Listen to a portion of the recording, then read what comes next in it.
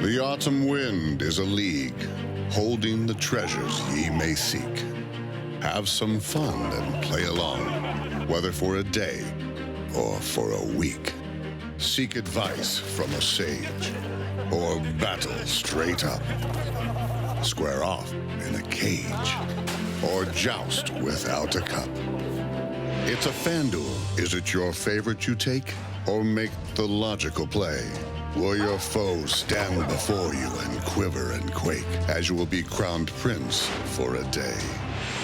The autumn wind may be a casual player, FanDueling just to talk trash. But there will be those that will play, that will be able to say, I've got my hands on some cold, hard cash.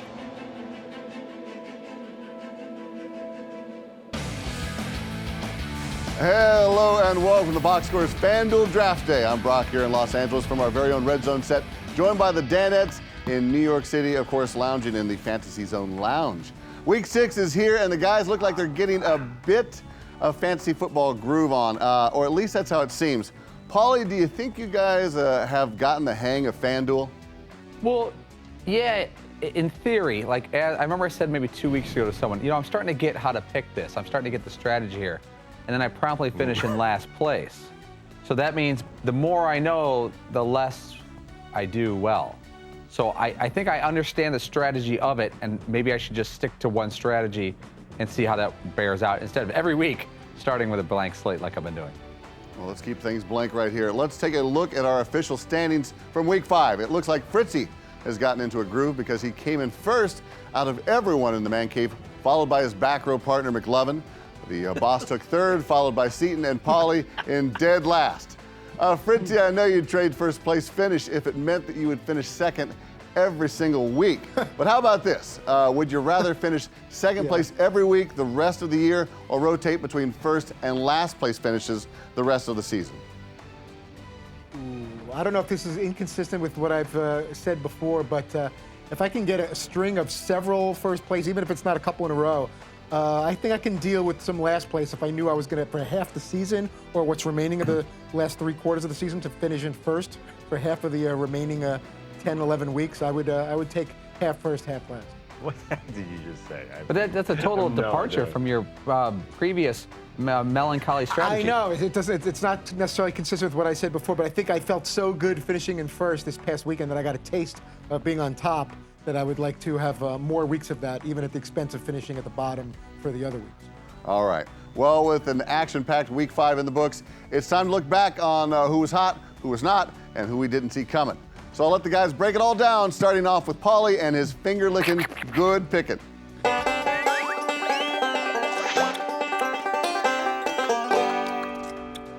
I love banjo. I was actually watching Steve Martin in a banjo band. Edie Brickell sang with Steve Martin in a banjo band. Yeah. It was really good. That has nothing to do with what I'm about to talk about here. Doug Martin with 123 rushing yards, 2 TDs, 35 yards receiving, and another touchdown for the Bucs. Doug Martin's the kind of guy that a lot of people like, and a lot of people liked last year, and a lot of people in theory like going into this year, but it didn't really get there, and he's kind of getting back to where a lot of people thought he would be. You got Eli Manning. Here's a guy, 441 and 3 touchdowns. I think he's going to go over the 30 touchdown mark this year because he has so many weapons. The running game is, about a C minus, McLovin? Yeah, about that. And the passing game's like probably an A minus. Yeah, he was at 30 last year. He's playing a little better this year. So yeah. It should be about 33. And the interceptions seem like they're down a little bit this year, even though he had a bad one this weekend. Then we go to Devonta Freeman. I think it's his 2nd week in a row on the good picking team. He gets nothing at all for that besides the pride of being on my team. 153, a touchdown, 7 catches, 44 yards, 28 points. He's getting the ball a truckload. Again, going back to Hard Knocks, I remember the coaches saying, this guy could be our guy. And we were like, do we trust Hard Knocks? Well, I guess you do. Now it's time for Fritzy's Double D Bust of the Week. Mm-hmm.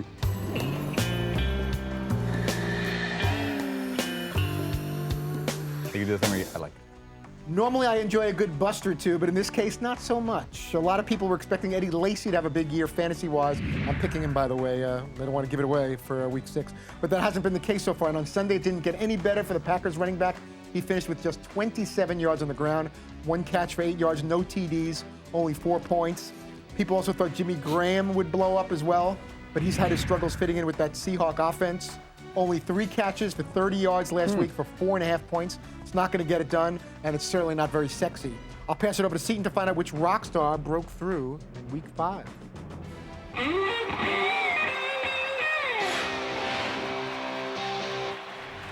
You know, if you're like me and when you saw Marshawn Lynch go down, you're like, I wonder who they have as a backup. Well, I'll tell you who. It happens to be a guy named, not Lou Rawls, Thomas Rawls, his brother. Who knew that he played football? That was amazing. Lou Rawls like 78 years old. Yeah, his brother, his younger brother, plays Much younger in the brother. NFL. Yeah, he's much younger. Much Yeah, younger. yeah, it's crazy. But yeah, he had a hell of a week, 169 rushing yards with a touchdown. I'm not sure when Marshawn's coming back, so I'm not sure what kind of touches he's going to get then when it's beast mode, but it was Rawlsome this weekend. Rawlsome. Rawlsome. Okay. Right? Right or wrong? Now, let's find out, Andrew, who was our system-breaking quarterback? That's a throw.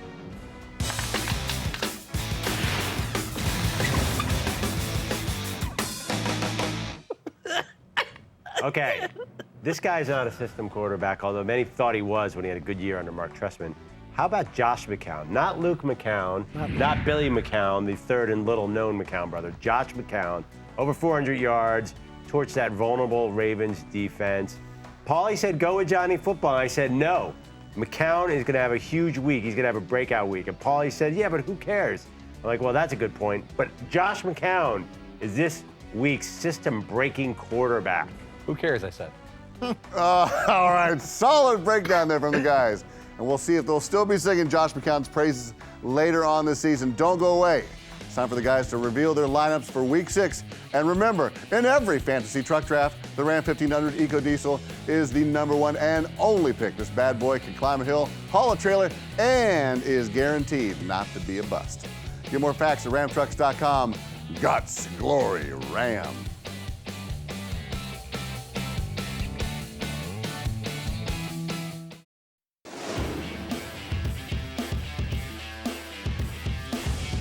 Welcome back to the Box Scores FanDuel Draft Day. It is time to get ready for Week 6, but first, let's reveal the Danettes challenge for this week. McLovin, break it down.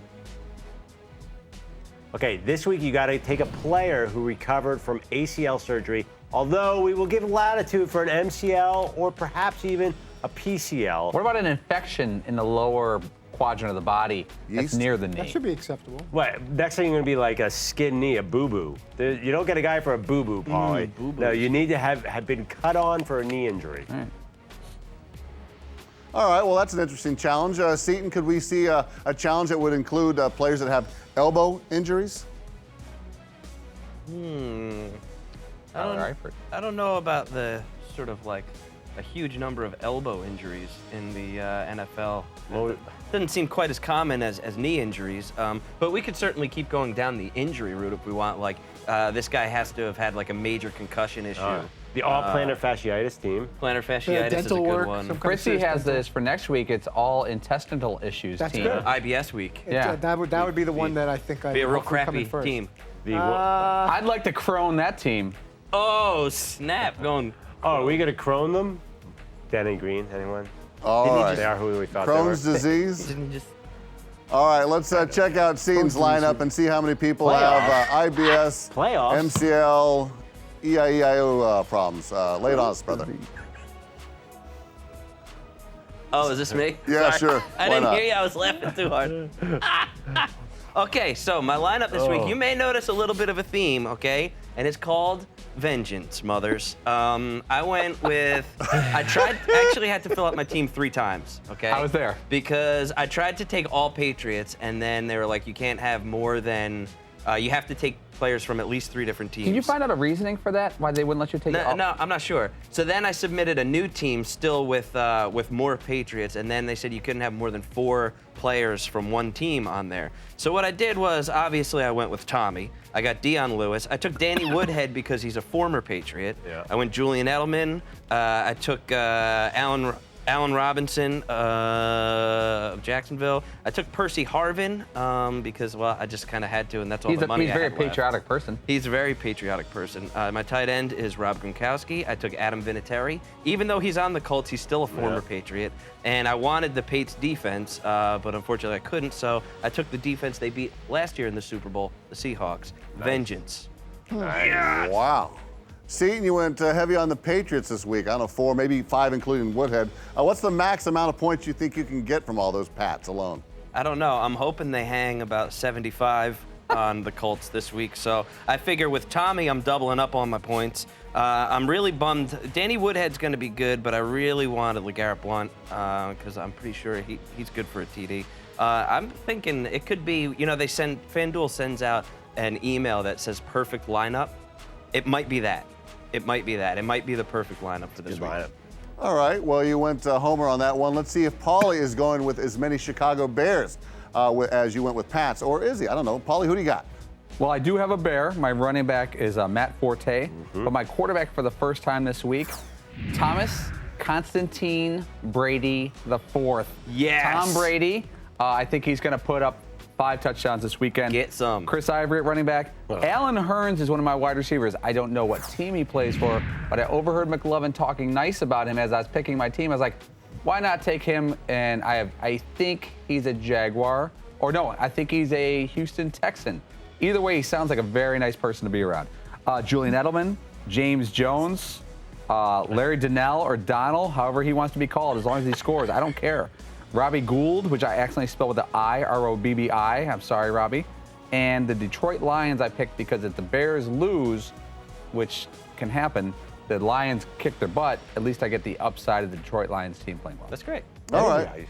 Well, on Tuesday, Robbie, on Tuesday we asked Paulie to break down his strategy on whether he was going to stick with it or not, and he gave us this solid piece of advice. In all honesty, I covered up the page and picked based on values and trying to stay under budget and finish with no money and use all my money to make my picks. I am going to stay with my strategy, though, because I figure it's like roulette. I'm not thinking about it. I'm just rolling the dice. Indeed. Paulie, you know there are no dice in roulette, correct? Yes. Now, to be fair, whenever I'm at a casino, I'm pretty tanked. So I don't know what game I'm playing. I saw some dice before. I've seen roulette wheels. I've never seen dice. You're correct. There's not dice used during roulette, as far as we know. Okay, well, we will check it out next time we're in Vegas. All right, we've got 2 lineups all set. And remember, if you want to play 1 week fantasy football against Dan and the Danettes, just go to FanDuel.com/Patrick and enter the promo code Patrick for a 100% deposit match up to $200 on new accounts. $5 to enter, and winners get instant cash as soon as contest ends. That's FanDuel, the leader in one-day fantasy sports. Stick around. We're not done with the lineups. We have the back rows on deck.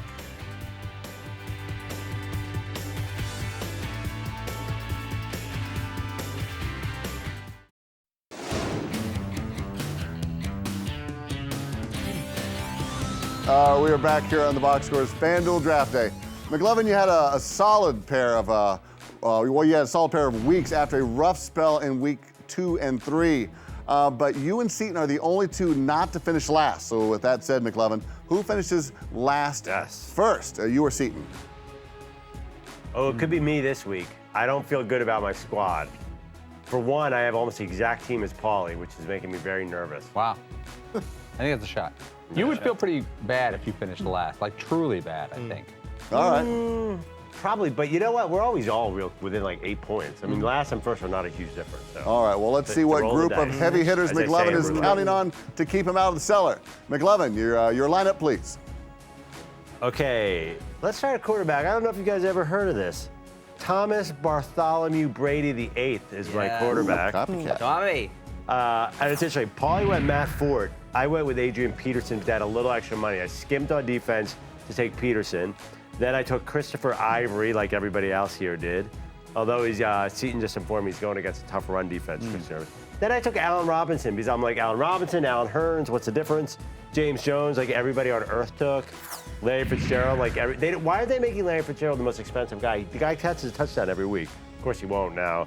Antonio Gates, who did well for me last week. Travis Coons. I'm great at picking the kicker who did awesome last week. That's my specialty. Yeah. So I had Cairo Santos last week. So did I. And he didn't do anything. Travis Coons has not missed a field goal yet this year. He's amazing, and he's going to do nothing for me this week. Then I took, this is my new strategy, the cheapest defense. San Francisco against Baltimore. Not great, but that's not the worst thing I ever heard of, so I saved some money. It's only $4,000. Yeah, I saved some money, really so could've we'll used see. that. Watch me lose 20 points. McLovin, you're notorious for making those last-minute changes. Did you go heavy on them this week? I really wanted to. I tell you, my first team last week would have made me a lot of money. You never go with the second team, but like I'm just a very neurotic person, so I really want to change. Like I want to change my kicker now. I'm looking at Matt Prater as a value pick. That's who I got. Yeah. I really like Matt Prater, but I already have Coons in there, and I can't make the math work. All right, on to the man who's the envy of everyone right now, Todd Fritz. Who's going to help you achieve back-to-back first-place finishes? All right, took a lot of gambles, especially at quarterback and running back, but maybe that'll be a good thing if a lot of these guys have a lot of the same players, but it could also put me very much deep into last place. Teddy Bridgewater is my quarterback against the Kansas City Chiefs, coming off a tough loss to the Bears. I went Eddie Lacy and Giovanni Bernard at running back. That could be a total disaster, or maybe something special will happen with Lacy and Bernard. Lacy is going up against the Chargers. Giovanni Bernard is at the Bills. Wide receivers, Anquan Bolden for the 49er Raven game. Went to Demarius Thomas. I'm hoping he'll do something big against the Browns in Cleveland. Jeremy Maclin for the Chiefs at the Vikings. I like it. So we got Bridgewater on one side, Maclin on the other side. Gronk is my tight end, playing off the picking someone with the knee surgery. So Rob Gronkowski is my tight end. Matt Prater is going to kick against the Bears. And I went with a second Packer. I've got Eddie Lacy running back. And the Green Bay Packer defense at San Diego is what I've got to finish up the roster there. Now, Fritzy, you've been known to fancy a sure thing, but you're taking a big risk on Teddy Bridgewater. What brought out the gambler in you? I don't know. Part of it was I was running out of money based on some of the other guys I wanted. Part of me was like, I don't want to just, keep going with. I went with Eli Manning last week. I know a lot of guys are going with Brady, and I don't think much of the Chiefs. They used to be a big threat in Arrowhead, but something tells me Bridgewater and the Vikings. I could see Bridgewater throwing for a couple of touchdowns, maybe running for at least one against a Chief team that isn't anywhere near as good as we thought they might be heading into the season. So Bridgewater. I am very concerned about Lacy and Giovanni Bernard, but if the quarterback and running back risks can pan out, I think the other guys will do very well. Yeah, no argument from this Chiefs fan. All right, don't go away. The boss's lineup is all that's left. We'll see who he's got in Week 6. But first, we're going to take a break and remind you that the Ram Heavy Duty, with its best-in-class towing, torque, and horsepower, doesn't need one.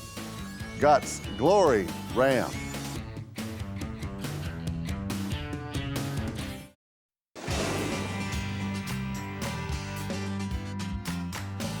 We are closing up shop here on the Box Scores FanDuel Draft Day. And don't forget, that's right, you can also take on Dan and the Danettes in weekly fantasy football. Just go to fanduel.com/Patrick and enter the promo code Patrick for a 100% deposit match up to $200 on new accounts. $5 to enter, and winners get instant cash as soon as the contest ends. Guys, Dan has avoided finishing last for the second week in a row, which can be seen as an achievement by some. Fritzy, is he relying on those Football Night in America resources more? I think he might be. I think he's not going to tell us, but I think he's tapping into Dungy and Harrison and some of the resources over in the lovely studios in Stamford, Connecticut. And I think he's doing a little more research and a little more homework than he lets on. He likes to kind of pretend that he's just winging it and he just knows it off the top of his head. But I think he's crunching some numbers. All right. Well, let's not talk about it anymore. Let's see who's in Dan's lineup. Take it away, boss. I got my FanDuel lineup for this week. It's a moneymaker. I bought into Andy Dalton, finally. Adrian Peterson, I spent some money on AP. Spent some money on Larry Fitzgerald. Alan Hearns, I got him there. Keenan Allen's been great. Owen Daniels, I got the Packers defense. Chris Ivory, I got him. Yeah, this looks like a winner right there. This got winner written all W-I-N-N-E-R-S. Oh, doesn't even spell winner or z. But that's it right there. That's a moneymaker right there. I'm going to file a protest here. Are you thinking what I'm thinking, Paulie? I don't have the best eyes in the world, but I looked up, and Dan said he had wide receiver Alan Hearns. And on the graphic, I think it had wide receiver Allen Robinson. Now, it would be a great move by Dan to have both those guys and try to slide one past the goalie. And then when this is wrapped up next week, he puts the best number in there. If you guys could check the graphic and see if it was Allen Hurns or Robinson. Here it There has is, to be one more one, time. though, actually entered into the game, into the FanDuel. Bottom left corner, does that look like, does he have Hurns there? That is It Hurns. looked like Robinson before.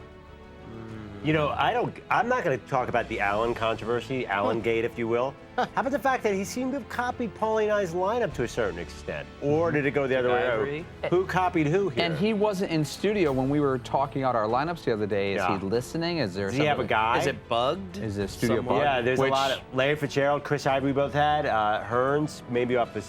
Who had Hurns? I had Robinson. I had Robinson. By the way, if we're watching a Jacksonville game, trust me, when one of those two guys catches a touchdown, you don't know if it's your guy or not. You know, it's like the Amendola-Edelman thing. Now, yeah. who's assigned to watch a Jacksonville game? Because I'm not doing it. Maybe just wait for the result. Okay. The box score. All right, McLovin, does it warm your heart that he's jumped on the Andy Dalton bandwagon this week? No. It's Andy Dalton. Nobody belongs on except for He's me. trying to co-opt him from you. Yeah. Oh, I've seen that subtly, having Tyler Eifert on the show this week. As I said before, He said my Bengals. there is no Andy Dalton fan club because the second he throws a pick that costs a game, there's only going to be one person on there. It's going to be like, what's the expression? Rats fleeing the ship? Yeah, it's going to be like that. Nobody believes in Andy Dalton like I believe in Andy Dalton. Not even Tyler Eifert. Mice eating the cheese. Yeah, it's ridiculous, dude. All right, Seton, tell us real quick which Danette comes out on top after week 6. Man, it's tough to not take Todd. Yeah. He's on a roll. I'll put $5 So on butter that him. team. Yeah, he's. I'm gonna go Fritzy. Yeah, but see, when he picked Doug Martin, I'm like, what? Are you crazy? No. Yeah. No. He's just got a knack something for there. That was picking Somewhere. All right, nonsense. well, it's time for me to pick which Danette I think is going to come out on top. And I'm also going with Fritzy back-to-back because he took the most risk after finishing first. Oh. All right, Fritzy, tell us who's on the Dan Patrick Show tomorrow. Joe Flacco will join us, Ravens quarterback. Michael Strahan will join us from the NFL on Fox, and we'll also be joined by Tony Dungy of NBC Football Night in America. All right, thank you, guys. Thanks for watching the Box Score FanDuel Draft Show. You can catch the Danettes making their selections every Thursday right here in audience or via podcast or iTunes, podcast1.com. Oh, yeah, bingo. What's his name of? I don't know a lot about sports, but I can drink a lot of beer. My motto is simple: C's get degrees. Need a long, inappropriate hug? I'm your man. I think I'm smarter than you, because I probably am. Hey, thanks for watching the Box Score. Holy cow!